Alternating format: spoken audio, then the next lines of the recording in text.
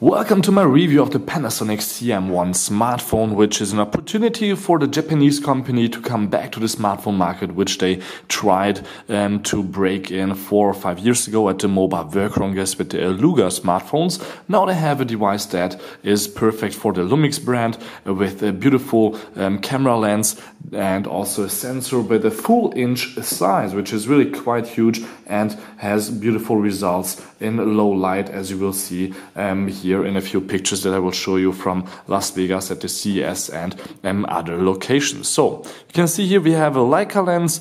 Here are some tech specs. Here's the logo and there's a microphone for noise reduction when you will of course use it as a smartphone. We have also flashlight built in. It's not a xenon lash flash like we have in the Samsung K Zoom, for example, but also, again, as I said, we don't need that much light anyway because we have the 1-inch full-size sensor. So it was announced at the CES, or actually at the Photokina in Germany. Then it came out in December for about $1,000 US. Now it's around 700-800 euros here. And you can see we have a few ports, few buttons and everything. So let's just go around the device a little bit and start at the bottom where you have here some kind of adapter. I don't know what that is for. I guess it's for a docking station. So you can just put it on the table and it will charge. This is definitely not for data transaction. Then we have here, if you open up this little flap, you won't do that too often. You have the micro SD card slot and the SIM card slot. Actually, the other way around. I still have a SIM card inside, or I don't. There should be a nano SIM be fitting in here. Here we go. So you have to take out this little plastic thingy like you had to do in the early days with the Sony smartphones, and it's not that easy to get that back in there, but it's possible somehow. And most of the ports are behind little flaps, but I actually don't know why, because this device is actually not waterproof, so that's a little bit a question to me, but maybe it just looks better this way. So on the bottom we have here the microphone and the speaker. On the top you will have the focus button and of course your shutter button. Then you have a camera button, you could say, on and off switch, volume rocker, and you have the name again, Panasonic CM1. On top you will find the headset or headphone port, and here the micro USB for charging, which is again behind the little flap, but it's not waterproof. Here we go. That's for data transition, and then we are back at the bottom again. So this is the camera from all around, front and back. On the front, actually 1.1 megapixel speaker again, and there's some status LEDs right there, which you will see when something new will be happening, but there should be something blinking here in different colors possible. On the bottom, there's nothing here, no Android buttons, no nothing, but we have a 4.7 inch screen with full HD, so you can look at your pictures that you took, and we can just go or dive here into the software, which is Android 4.4.2 right now. There's no Lollipop update yet, but you can see that it won't be too hard to port it for Panasonic because it's a fairly unmodified version of Android that's here installed. As you can see, nothing that special about this software right here. So you can see there's only a few apps pre-installed by Panasonic, which is 4K photo, 4K pre-burst, the gallery, then of course the camera app. Sorry for that, I didn't want to set up a mail account right now. Here we go back. Then we have here pre-installed the photo search, and everything else is by me, like the MX Player, Speed Test, Shazam, Instagram, Swarm, Tinder, and all that goodness is here installed by me. Actually, just the whole page here, everything else is by Panasonic. So, beautiful device, easy software, nothing new there. So what should we show you? Let's show you guys a little bit the camera, gallery, and so on. But let me first close a few other apps. We have 2 gigs of RAM, Snapdragon 801, 16 gigs of internal memory that you can expand, as you'll be able to see. And here you can see nothing is slow on here, so we just go here into the camera. Maybe you can just read this little magnet that I took a picture of on my fridge, but you can also look at beautiful food that I was taking pictures of, where you can just quite nicely zoom in and you can see all the details here of the raspberries, and you can also see some details on other things here, for example like the choco mousse and creme brulee. Then I took a picture of my breakfast. This is I made myself at home. And what's quite nicely about this one here, you can really see the details of the crumble here right next to the beautiful raspberry, which was in focus on this picture. And that's really a quite tiny detail here that you wouldn't even see. But we have a 20 megapixel sensor, which is again really quite good. 204 grams actually, if you're wondering. That's 7.20 OZ. And yeah, I took really a lot of pictures, also low light pictures, so you can check those out if I just go here a little bit into detail. Like for example, a friend of mine tried to be a DJ, or he's not really a DJ, he was just standing there because my brother is a DJ usually in a club here in Munich, so you can see that there's a lot of details here visible, and even with not that easy light conditions like the blue and everything else, this looks really nice. This is me actually, but I also have some Steve Aoki pictures from Vegas. I just have to browse through here a little bit, and then we can see those. Here we go, and there will be also some videos. So you can see here at the Hakkasan nightclub, this is how great of pictures you can take here with our favorite or a cool DJ here being in the middle. Everything else is like, yay, what the hell is happening?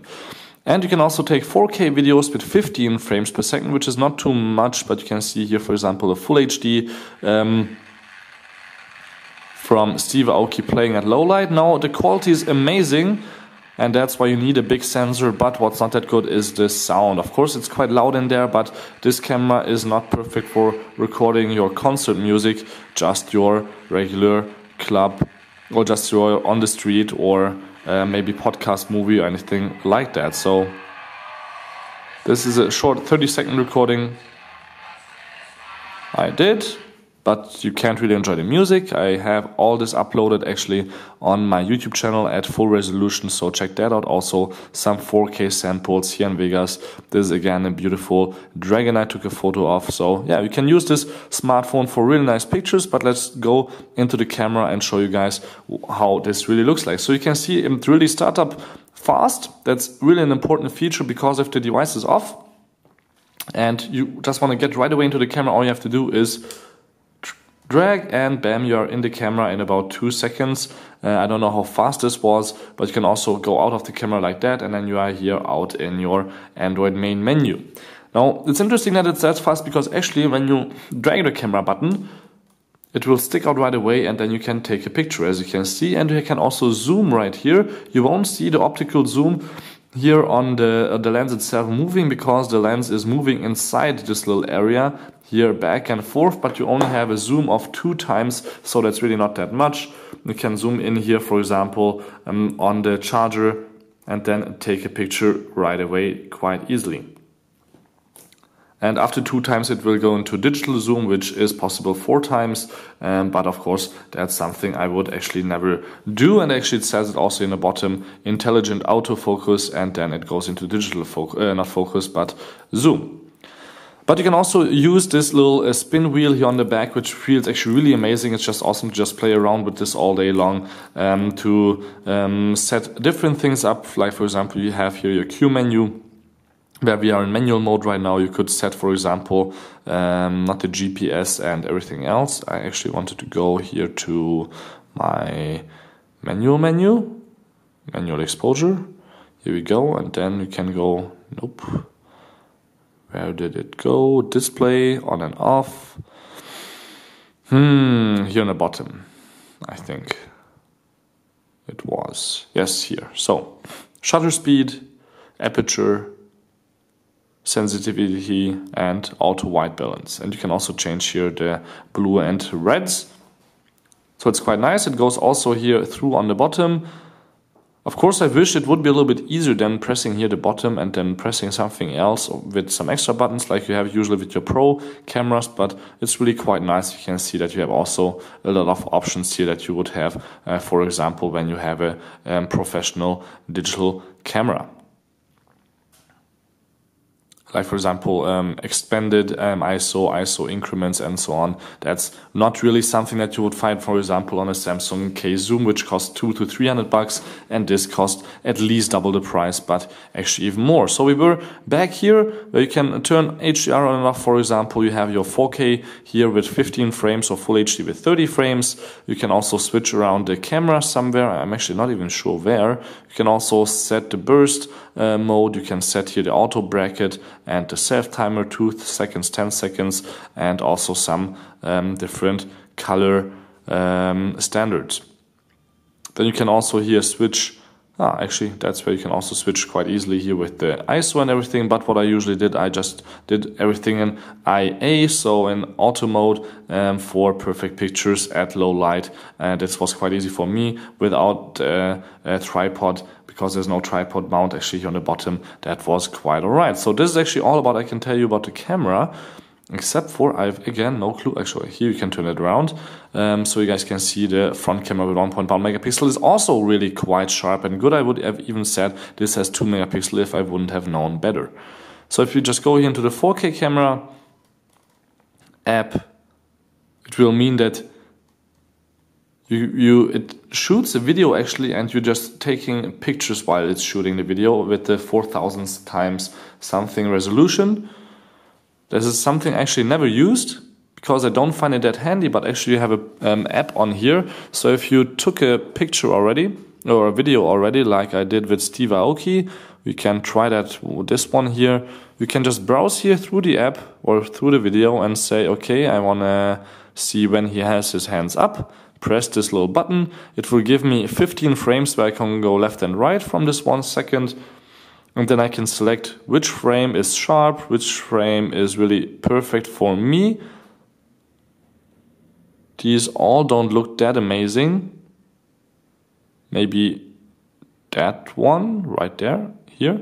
And then I can say download, and then it takes a screenshot, and then you have your 4K. Or actually, it even works with Full HD videos like this one. Then you have here your result right here in the gallery, and you can check it out here at pre-burst. Here it was this one. Then you have your nice little picture here that was actually just taken at the video. So that's quite nice. Otherwise, performance-wise, Snapdragon 801 processor. It gets about 40,000 points in Antutu. I don't have to go into Antutu to show you that, guys. So it has a few more points than this one, which has 39,500. This has 39,700 or something like that. So it's faster than Nexus 5, a little bit slower than the Samsung Galaxy S5, but still fast enough. And again, for gaming, the 2 gigs of RAM, 16 gigs internal memory that you can expand, and the Snapdragon 801 are totally alright. And not only alright, they are way alright, because the S5, for example, has the same processor and I think even the same display resolution, but just a smaller. Actually, I don't want to upgrade, guys. Just go to the race, back, go to the race, back. Okay, just race that one again. I don't care.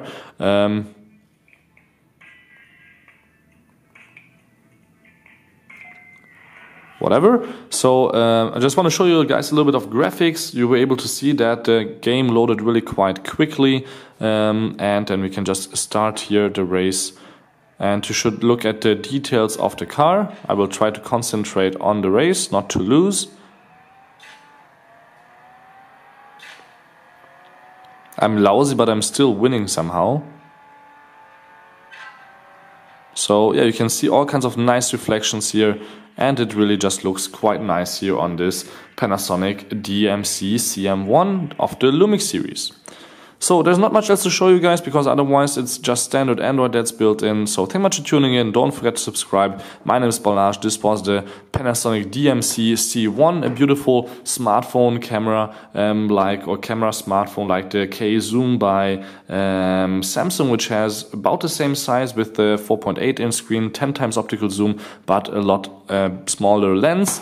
One backdrop is that you don't have a small charger. 1.8 amps for the 2600 milliamp battery is cool, but could be better. And compared to an Apple iPhone 6, for example, not 6 Plus, this is just a 6 with a 4.7 inch screen. Also, you can see that the iPhone is actually a few millimeters taller and bigger. The camera will not shoot as beautiful pictures or videos, of course. The battery is also smaller here in the iPhone with 2000 milliamp instead of 2600. You can see again the size difference, but that is of course slimmer and a little bit nicer to look at maybe than here this clunky big weird smartphone by Panasonic, but it's really a beautiful device. So thank you much for tuning in. My name is Balazs. Don't forget to subscribe again, and till next time, peace and again.